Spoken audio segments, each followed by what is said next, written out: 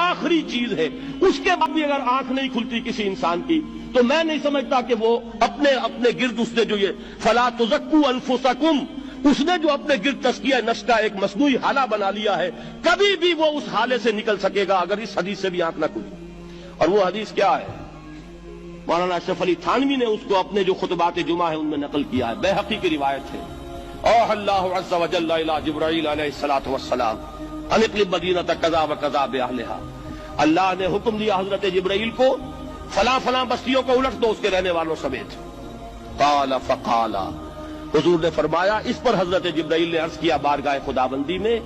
ان فیہا عبدک فلانا لم یعصک طرفۃ عین، پروردگار اس بستی کو الٹ دوں، اس میں تو تیرا فلاں بندہ بھی ہے جس نے کبھی پلک جھپکنے جتنی دیر بھی معصیت میں بسر نہیں کی۔ اب آپ اندازہ کیجئے، یہ جو ہے نا اپنے آپ کو رگڑنا اور مانجنا اور پوری زندگی رگڑنے میں اور مانجنے میں لگا دینا، ہم بعض بزرگوں کے تذکرے میں سنتے ہیں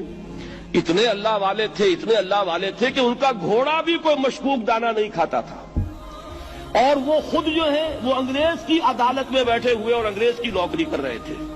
یہ ہے وہ میکروسکوپک اور مائکروسکوپک کا عدم توازن، طاغوت کی چاکری کر رہے ہیں، انگریز کی ملازمت کر رہے ہیں، انگریز کے قانون کی تنفیذ کے اندر اعلی کار بن رہے ہیں،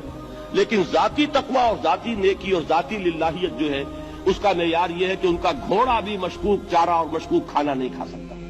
یہ ہے وہ عدم توازن، اس کو نوٹ کیجیے گا، جس کو کہ اس حدیث میں محمد رسول اللہ صلی اللہ علیہ وسلم نے واضح کر دیا کہ حضرت جبرائیل عرض کرتے ہیں کہ اللہ فلاں بستی کو الٹ دوں، اس میں تو تیرا فلاں بندہ بھی ہے جس نے پلک جھپکنے جتنی دیر بھی معصیت میں بسر نہیں کی۔ ذاتی نیکی کا اب اس سے اونچا کوئی مقام کوئی شخص مجھے اگر بتا سکے تو میں اس کا مرید ہو جاؤں گا۔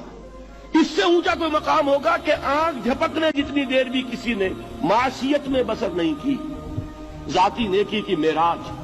لیکن حکم کیا ہوا بارگاہ خداوندی سے؟ قال فقال، حضور نے فرمایا، اللہ تعالیٰ نے حکم لیا جبرائیل کو، اقلب علیہ وعلیہ، الٹو اس بستی کو، پہلے اس بدبخت پر پھر دوسروں پر۔ کیوں؟ فإن وجهه لم يتمعر في ساعة قط، اس لیے کہ اس کا چہرہ کبھی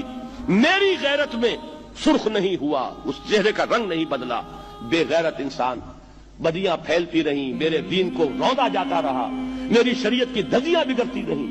عوامر کا مذاق اڑایا جاتا رہا، نواہی کے لیے دنیا کے اندر جن چیزوں سے میں نے روکا اس کے لیے فلسفے تراشے گئے، اور یہ لگا رہا مست رکھو ذکر و فکر صبح گاہی میں اسے، یہ سوائے ذاتی اپنے اس اصلاح کے اور ذاتی تقویٰ کے اور ذاتی نیکی کے اور ذاتی عبادت گزاری کے یہ میدان میں نہیں آیا، اس کا خون نہیں کھولا کبھی،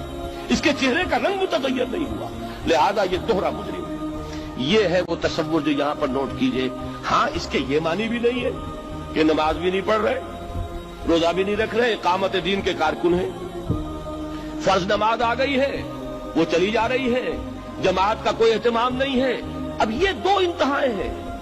ایک انتہا یہ کہ وہ تزکیہ نفس جو ہے اسی میں وہ رگڑنے اور مانجنے کا عمل جاری ہے،